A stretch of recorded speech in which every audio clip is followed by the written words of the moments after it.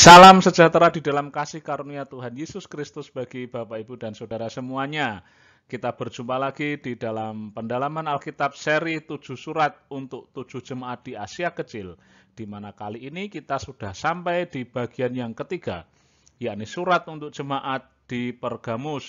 Bacaan kitab suci, Wahyu 2 ayat 12 sampai dengan ayat yang ke-17. Kita baca terlebih dahulu Wahyu 2 ayat 12 sampai dengan 17. Demikian. Dan tuliskanlah kepada malaikat jemaat di Pergamus. Inilah firman Dia yang memakai pedang yang tajam dan bermata dua. Aku tahu di mana engkau diam, yaitu di sana, di tempat takhta iblis, dan engkau berpegang kepada namaku, dan engkau tidak menyangkal imanmu kepadaku, juga tidak pada zaman Antipas saksiku, yang setia kepadaku, yang dibunuh di hadapan kamu, di mana iblis diam. Tetapi aku mempunyai beberapa keberatan terhadap engkau. Di antaramu ada beberapa orang yang menganut ajaran Bileam, yang memberi nasihat kepada Balak untuk menyesatkan orang Israel, supaya mereka makan persembahan berhala dan berbuat zina. Demikian juga ada padamu orang-orang yang berpegang kepada ajaran pengikut Nikolaus. Sebab itu bertobatlah.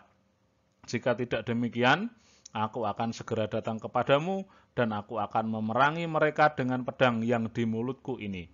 Siapa bertelinga, hendaklah ia mendengarkan apa yang dikatakan Roh kepada jemaat-jemaat. Barang siapa menang, kepadanya akan kuberikan dari mana yang tersembunyi, dan aku akan mengaruniakan kepadanya batu putih, yang di atasnya tertulis nama baru, yang tidak diketahui oleh siapapun, selain oleh yang menerimanya. Amin. Bapak, Ibu, dan Saudara yang terkasih di dalam Tuhan, seperti video yang sudah-sudah, kita akan lihat terlebih dahulu kota Pergamus, seperti kita melihat kota Efesus, Smyrna di video yang telah lalu. Saudara-saudara yang terkasih di dalam Tuhan, kota Efesus, Smyrna, dan Pergamus adalah 3 kota terkemuka di Asia Kecil. Panjenengan bisa lihat ya letaknya, Efesus di video kita yang pertama, kemudian yang kedua Smyrna di pokok bahasan kita yang kedua, lalu yang ketiga yang kita bahas sekarang adalah kota Pergamus. Ini letaknya semuanya menarik sekali. Dia berada di pelabuhan di pinggir pantai, dan nampaknya 3 kota ini adalah kota yang luar biasa dan menjadi kota yang terkemuka di provinsi Asia pada waktu itu. Kalau Efesus, kemarin kita sudah membahas bahwa Efesus adalah pusat administrasi di Kekaisaran Romawi di wilayah provinsi Asia. Lalu kita juga bisa melihat atau telah membahas bahwa Smyrna yang letaknya di sini itu adalah kota yang sangat mewah dan indah. Nah, keterkemukaan Pergamus dari 3 kota terkemuka itu adalah soal penyembahan berhala. Loh Pak, di Smyrna dan Efesus kan ada penyembahan berhala. Benar, tetapi mereka ya penyembahan berhala ya, tetapi yang paling luar biasa, yang paling terkenal, yang paling hebat itu ada di kota Pergamus. Bapak, Ibu, dan Saudara yang terkasih di dalam Tuhan, di perbukitan kota Pergamus penuh dengan kuil berhala. Kuil yang paling megah adalah kuil Zeus.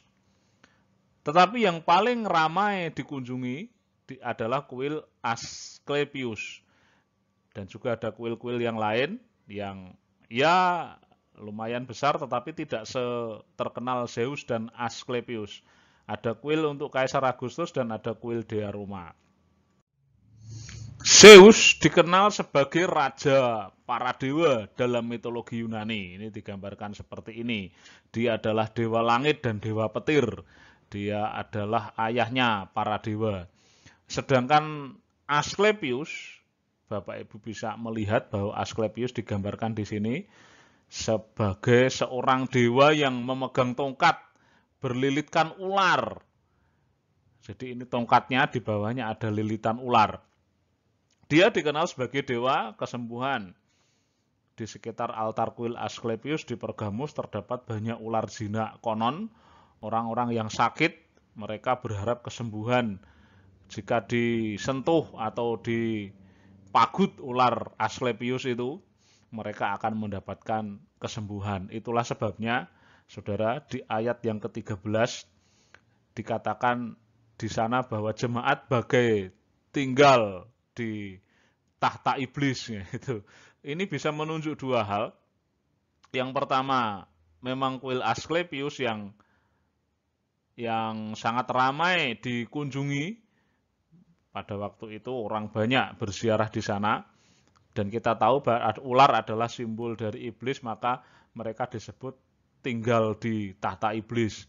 Atau bisa juga menunjuk kepada keseluruhan kuil berhala yang ada di Pergamus. Ketika jemaat dianggap kamu bagaikan berdiam di tahta iblis. Nah, itu gambaran kota Pergamus dan jemaat Pergamus. Kita langsung masuk ke isi surat atau keseluruhan surat untuk jemaat di Pergamus. Kita mulai dari bagian pembukaan. Wahyu 2 ayat 12. Dan tuliskanlah kepada malaikat jemaat di Pergamus. Inilah firman Dia yang memakai pedang yang tajam bermata dua. Di pembukaan surat, Tuhan Yesus dikenalkan sebagai yang memakai pedang yang tajam bermata dua. Di Pergamus ada namanya hak pedang, yaitu otoritas prokonsul Pergamus atau penguasa wilayah Pergamus yang disebut sebagai prokonsul untuk boleh menjatuhkan hukuman mati kepada terdakwa yang kemudian menjadi terpidana tanpa harus meminta persetujuan kaisar. Jadi boleh kamu hukum mati tanpa ACC kaisar di pusat, di Roma, di Kaisar Roma, nggak ada persoalan. Hukum mati saja. Itu disebut sebagai hak pedang di Pergamus waktu itu. Jadi kita tahu bahwa ketika Yesus disebut sebagai yang memakai pedang yang tajam bermata dua, artinya hak penghakiman hidup dan mati itu ada di tangan Tuhan Yesus. Nah, bagian yang kedua adalah pujian bagi jemaat di Pergamus. Jemaat Pergamus tetap setia meskipun disebut tinggal di lingkungan yang digambarkan seperti tahta iblis. Tadi bisa dua ya, bisa menyebut Asklepios yang tongkatnya berlilit ular, atau tahta iblis itu memang bisa untuk menggambarkan bukit-bukit di Pergamus yang penuh dengan kuil-kuil berhala yang terkenal, Zeus dan Asklepios tadi. Tetapi meskipun tinggal di suasana yang tidak kondusif begitu ya bagi iman kekristenan, jemaat tetap setia. Itu yang dipujikan untuk jemaat Pergamus ini. Ada kisah Antipas disebut dalam ayat 13, ini tidak jelas Antipas siapa, tetapi kisah yang singkat yang dicatat yang meskipun tidak jelas ini, siapa Antipasnya maksudnya tidak jelas ini, dikatakan di sana Antipas dibunuh di depan jemaat sebab tidak mau menyangkal iman. Kenapa dibunuh di depan jemaat? Ya ini barangkali untuk shock terapi kepada jemaat. Kalau kamu macam-macam masih setia kepada imanmu, kamu akan dibunuh seperti Antipas ini. Nah, menurut tradisi atau cerita turun-temurun kekristenan, tradisi-tradisi awal gereja pada waktu itu, Santo Antipas ini dieksekusi dengan cara dibakar di atas sebuah bejana yang berbentuk seperti lembu atau sapi, seperti pada gambar tersebut. Wah, ini menjadi satu ujian yang berat buat jemaat, dan kita bisa menggambarkan, melihat gambarannya bagaimana penganiayaan yang terjadi di sana. Selain dipuji, ternyata jemaat Pergamus juga ditegur oleh Tuhan. Sebab apa? Nampaknya sebagian jemaat nggak tahan ini melihat situasi itu, tekanan, melihat godaan, atau mereka terpengaruh oleh situasi pada waktu itu. Nampaknya sebagian jemaat ikut ajaran Bileam. Ada di dalam ayat 14 dan ayat 15 Wahyu pasal 2. Nah, tentang ajaran Bileam ini panjenengan bisa bandingkan dengan Bilangan 25 ayat 1 sampai 9 dan ayat 30 pasal 31 ayat 16. Yaitu kisah Bileam yang menyesatkan orang-orang Israel untuk berzinah dan menyembah Baal Peor. Nanti panjenengan baca sendiri ya di kitab Bilangan 25 dan 31 itu. Nah, Bileam di dalam kitab Bilangan menasihati Balak untuk mengirim perempuan-perempuan Moab ke perkemahan orang-orang Israel, menggoda orang-orang Israel untuk berbuat zina. Itu secara singkat seperti itu, yang ada kaitannya dengan apa yang terjadi di Pergamus. Nah, di Pergamus ajaran ini muncul bahwa bolehlah berzina, berpesta pora kemabuan, beribadah di kuil-kuil berhala yang ada di pebukitan Pergamus itu boleh, nggak apa-apa. Nah, itu ajaran Bileam yang muncul di sana. Nah, ada pula sebagian jemaat yang ikut ajaran Nikolaus. Kita sudah bahas di video-video yang lalu siapa itu Nikolaus dan bagaimana ajarannya. Secara singkat bahwa ajaran Nikolaus itu memisahkan antara hal yang fisik, material dengan yang rohani. Ya, kalau yang rohani spiritualnya sudah ikut Tuhan Yesus, ya tubuh ini nggak ada kaitannya, boleh digunakan untuk hal-hal yang jahat, boleh untuk berzinah, untuk berpesta pora kemabukan. Itu ajaran Nikolaus atau secara sederhana disebut sebagai ajaran Gnostik.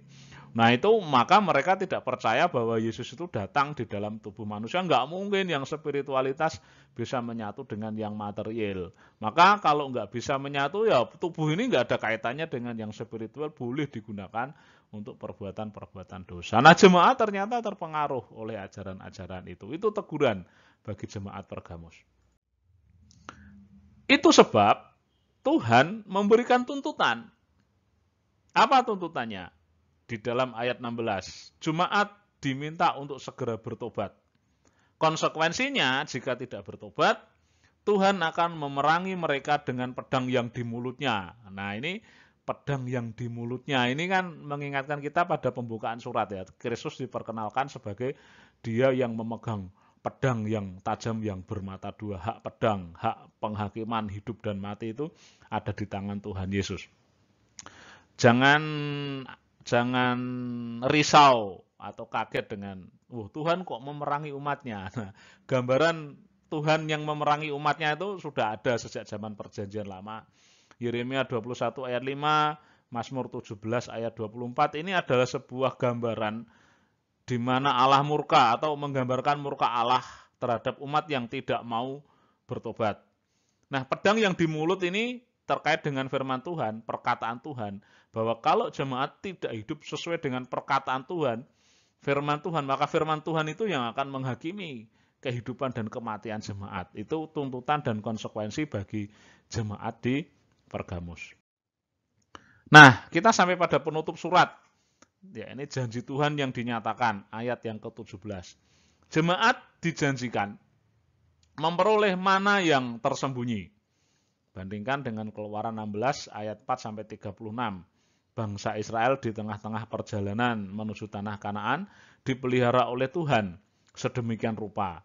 Nah, kalau kita kaitkan dengan kehidupan kepercayaan kepada Tuhan Yesus, kemudian ketika Yesus berkata bahwa barang siapa yang menang akan dipelihara dengan mana yang tersembunyi, artinya akan ada pemeliharaan surgawi bagi jemaat saat kedatangannya kembali.